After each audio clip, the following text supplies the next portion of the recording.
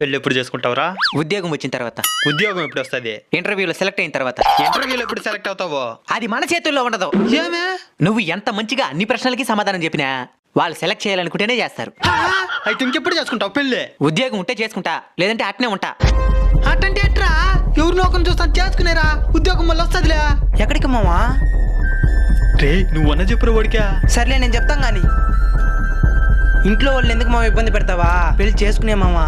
సరే మీ అక్కని చేసుకుంటా. ఉద్యోగం లేకుండా ఎవడిస్తాడు? నేను మా ఇంట్లో వాళ్ళు అనుభవిస్తున్న బాధలే చాలా మచ్చా. కొత్తగా కష్టాన్ని కొని తెచ్చుకోవాలనుకోవడం లేదు. ఉద్యోగం ఉండి లక్షల జీతాలు తీసుకునే వాళ్ళే విడాకులు తీసుకునేస్తా ఉన్నారు. ఇక నాలంటి వాళ్ళతో ఎవరు ఉంటారు చెప్పా? అట్ట కాదు మామా.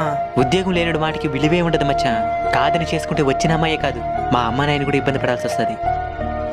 ప్రేమ పుట్టేదానికి డబ్బు ఉండాల్సిన లేదు మచ్చా, కానీ ఆ ప్రేమని కాపాడుకునేదానికి మాత్రం ఖచ్చితంగా డబ్బు ఉండాలి.